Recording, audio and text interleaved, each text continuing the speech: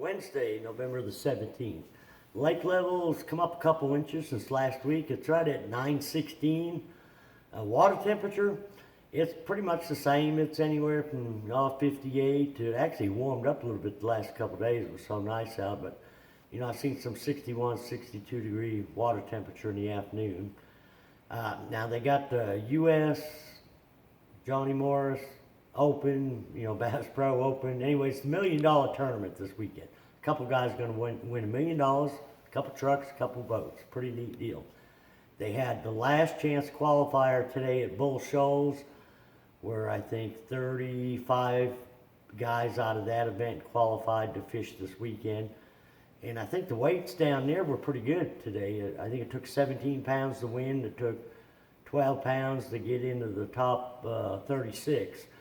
So that's a lot better weights than what we've had over here. They had a tournament out of Cape Fear this weekend. It only took 13.5 pounds to win. I think it had 40-something boats in it.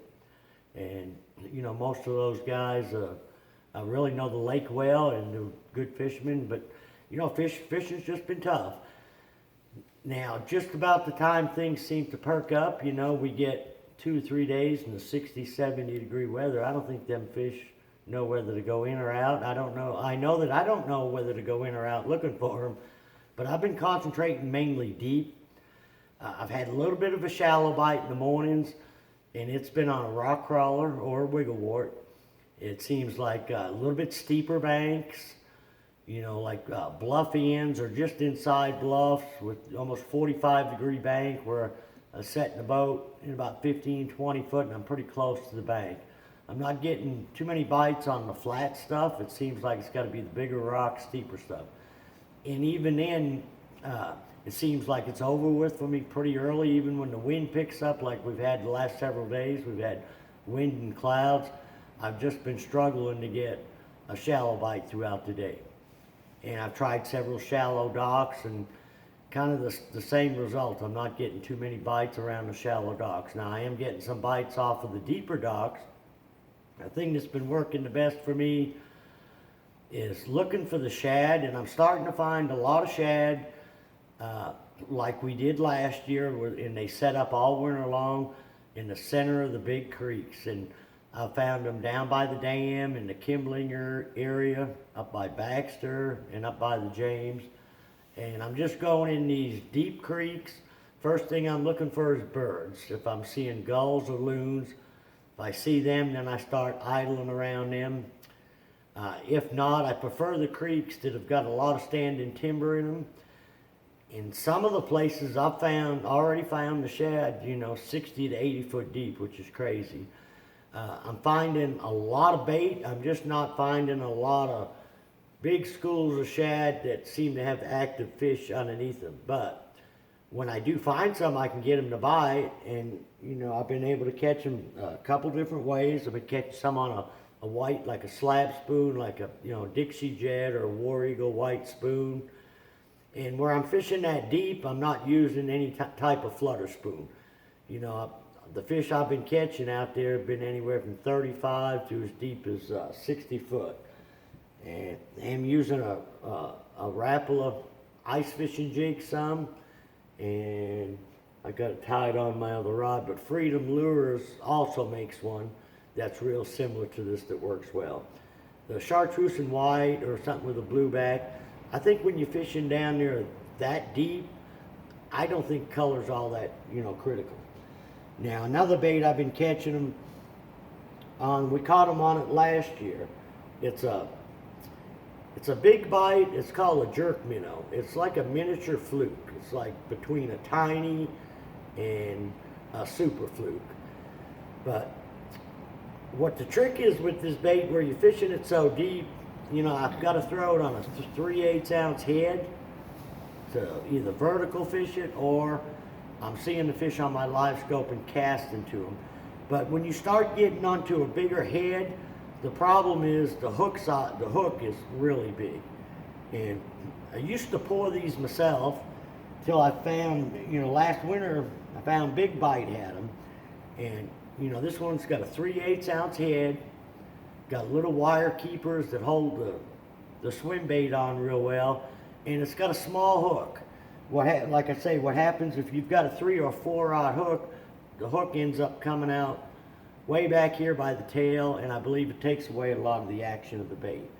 So anyways, that's a good little head I've been using, and I've been using some different swim baits as well. I've been using like a Kitech, 3.2, or a Strike King Rage Swimmer will work. But a lot of times they want the tail action. Sometimes they don't want hardly no tail action, and that's when the little jerk minnow or big bites works real well. But like I say, what's crazy is I'll see some fish down there feeding, drop a spoon or drop this down there, and I've actually been catching some bluegill in 50 foot of water. And those things, when they come up, I mean, they got no color at all to them. They're pale. But, a lot of the groups, fish I'm finding underneath that shad, are bluegill. But when I do catch a bass, it's usually a largemouth with, a few Kentuckys, but they've been better quality fish. And, I've had a little bit of a drop shot bite as well, still out of the conservation brush piles, anywhere from, 35 to 45 feet deep, and over the some deep trees, like on bluff ends. Now, I've tried the drop shot around these big schools of shad I'm finding, but for some reason it seems like the spoon, the ice fishing jig, or that little jerk minnow's working better. The drop shots seem to be working better for me out on the man-made brush piles. Then I usually keep it pretty simple. I've got about 3 colored worms I throw. These 2 are chompers. One's a brown purple lamb. The other one is a plum. And this other one is a KVD. Morning Dawn is the color. KVD drop shot worm. But I'm fishing them on a 1/4 ounce weight. And I'm not getting very many bites off of them piles. You might get 1 or 2 bites, and you get one hooked, and you'll see that there's several more down there because the fish will start worming. But it seems like by the time you get another bait down there, the fish have settled back in the brush pile. And the other bite I've had going has been a football jig. And it's been deep. It's been, 30 to as deep as 45 feet. I'm fishing a lot of main lake secondary points. Not doing as well on the gravel. It seemed like I've had to switch over to the points that got some bigger rock on them. And a good way to find them is find a point that runs out into the lake and it's got a pretty steep drop on one side.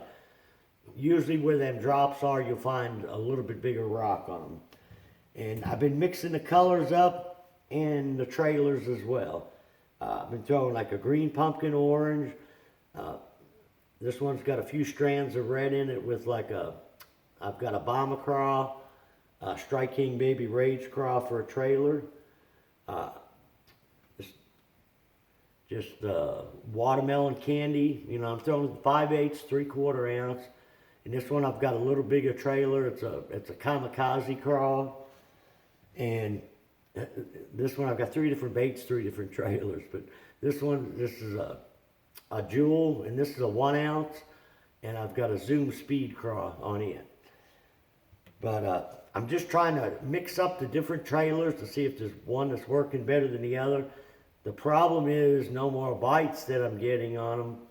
It's hard to determine color or trailer that's working better. Whenever I get a bite on one, or we get a bite on one guiding, we're afraid to change, afraid to set it down and get a different color.